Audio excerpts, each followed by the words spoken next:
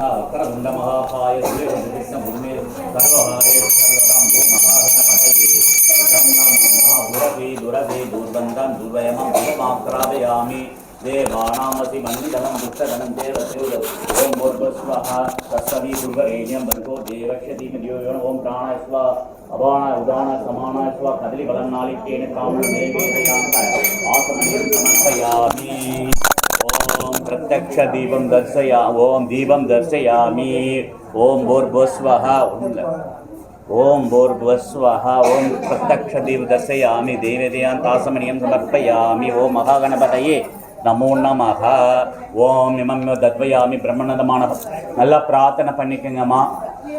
சித்ரா பௌர்ணமின்றது சாதாரண விஷயமா நம்மக்கிட்ட முன்னோர்கள் சொல்லலை. நமக்கெல்லாம் எப்போல்லாம் ஒரு கஷ்டம்னு ஒன்று வருதோ அந்த நேரத்தில் வந்து நம்ம முன்னோர்கள் வந்து ஒரு பூஜை வச்சுருக்குறாங்க. ஒவ்வொரு மாதத்துக்கும் சித்திரை மாதம் வந்து நம்மளுடைய சித்திரகுப்தனுடைய நாளுன்னு சொல்லுவாங்க. இந்த நாளை என்ன பண்ண எப்படி தெரியுமா நீங்கள் இருக்கணும், என்னுடைய கர்ம கஷ்டத்தெல்லாம் நிவர்த்தி செஞ்சு என்னுடைய வாழ்க்கை எப்படி சிறப்பாக இருக்கிறோம் உன்னுடைய தலையெழுத்தை நீ தான் எழுதணும்.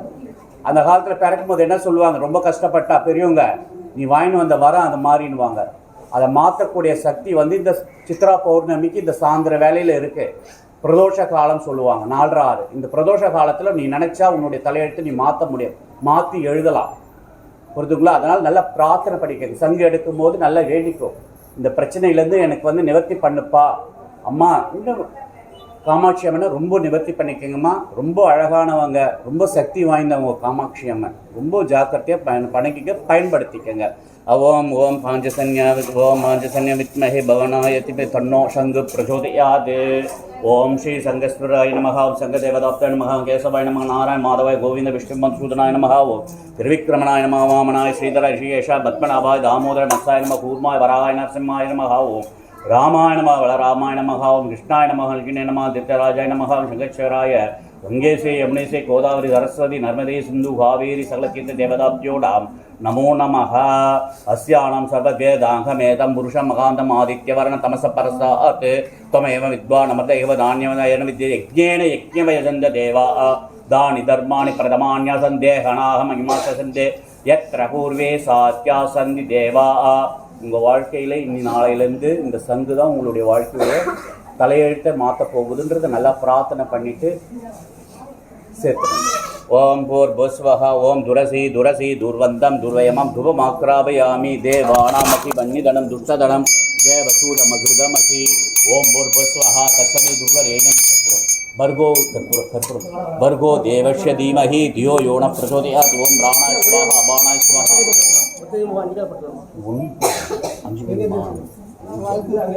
கடைசியில் ஓம் பூர்புவः தத்சவி துர்வரேண்யம் भर्गो देवस्य धीमहि धियो यो न प्रचोदयात्. ओम பூர்புவः ओम प्राणाय स्वाहा अपानाय उदानाय समानाय कदलीफलनालिकेन बहुलानि निर्वेदयान्त आसमनियं समर्पयामि.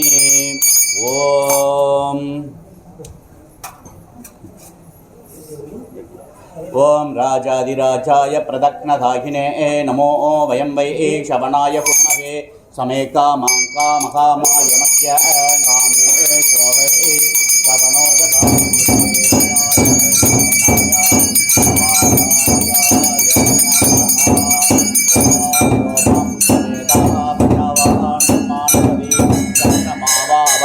पुष्पवान् प्रजावान् वसुमान् भवति य एवं वेदायोपामायतनमेकायतनवान् भवति असो वै तपन्नपामायतनायतनवान् भवति अग्निर्वापामायतनमायतनवान् भवति चन्द्रमा वा अपामायतनमायतनवान् भवति नक्षत्राणि वापामायतनम् आयतनवान् भवति प्रजन्यो वा अपामायतनम् आयतनवान् भवति संवत्सरो वा अपामायतनमायतनवान् भवति.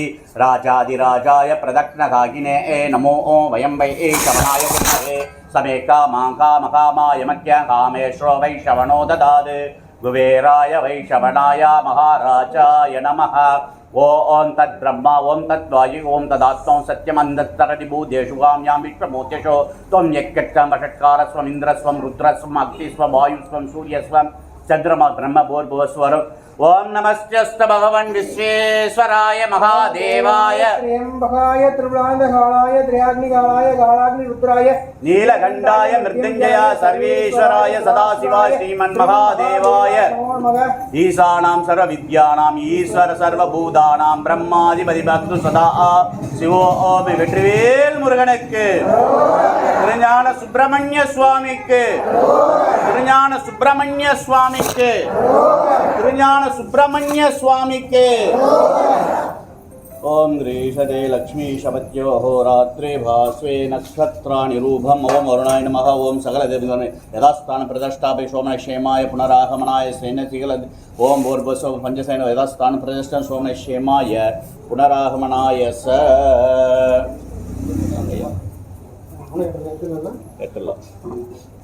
நல்லா பிரார்த்தனை பண்ணிக்கங்கம்மா பிரார்த்தனை பண்ணிக்கிட்டு என்ன குறைகள்லாம் இருக்குதோ அந்த குறைகள்லாம் நிவர்த்தி ஆகணும்னு இறைவான்னு நல்ல முருகப்பெருமான குலதெய்வத்தை எடுக்கும் போது குலதெய்வத்தை பிரார்த்தனை பண்ணிட்டு எடுத்துட்டு செய்யணும். சங்குன்றது நம்ம அது கையில் தொடர்றதுக்கே நம்ம இந்த பிறப்பு எடுக்கணும். எல்லாருக்கும் கிடைக்குமா பேர் 108 பேர் 100 பேர் அது இல்லை.